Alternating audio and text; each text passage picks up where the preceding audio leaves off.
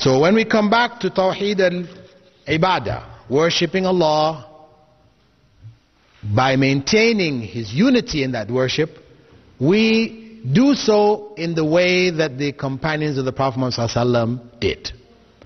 We do not invent or introduce new ways of worship. As some people, for example, they want to celebrate the birthday of the Prophet Muhammad ﷺ. So they say, well, this is something good. They may even bring a verse from the Quran.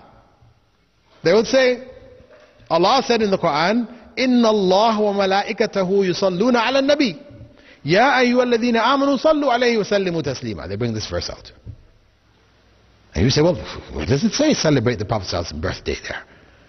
You see, it's there. This is what it means. It's their interpretation. Right? Their interpretation. The point is that the companions of the Prophet ﷺ didn't understand that verse that way. And that's why they never celebrated his birthday.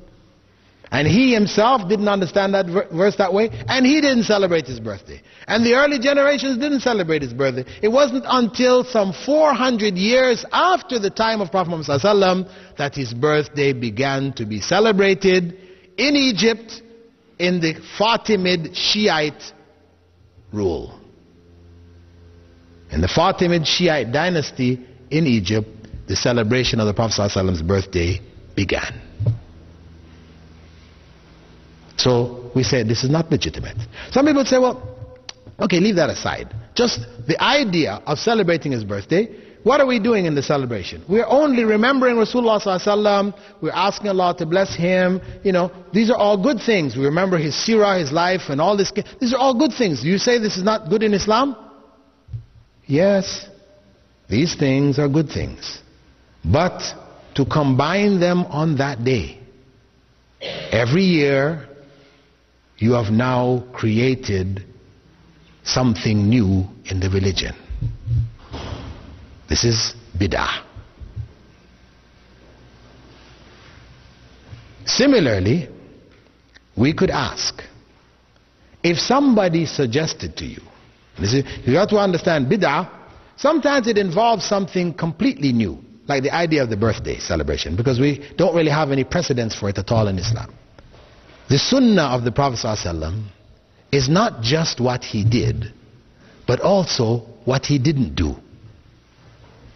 You have sunnah fi'liya, the sunnah of actions which he did, and sunnah tarkiya, or sunnah of actions which he didn't do, which are religion, dealing with the religion. Of course, there are many things he didn't do which he didn't like personally. We're not talking about those. We're talking about things connected with the religion. The things he didn't do, it is sunnah not to do. Very important.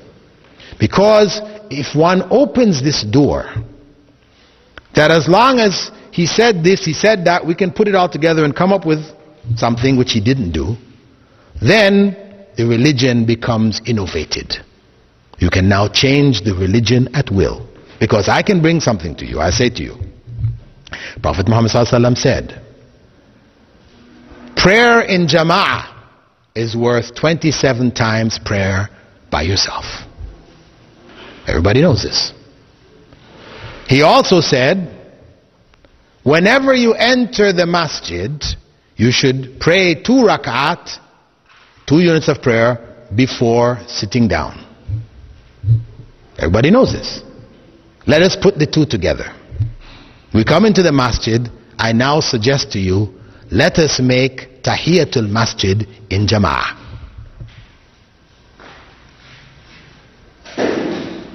If I suggest that, what do people say? They said, no, we can't do that. Why not? Prophet ﷺ said the prayer in jama'ah is worth more than the prayer by yourself. He also said, whenever you come in, you should do these 2 rak'ah. Why can't we put them together and do it? Well, the Prophet ﷺ didn't do it. That's why. Yes. He didn't do it, so we cannot do it. He made tahajjud in jama'ah. This is also sunnah, and he did it in jama'ah. We can do it because he did it. But to do tahiyyat al-masjid in jama'ah, or to do the sunnahs before dhuhr, the sunnahs after dhuhr in jama'ah, we can't do it because Prophet Muhammad ﷺ didn't do it.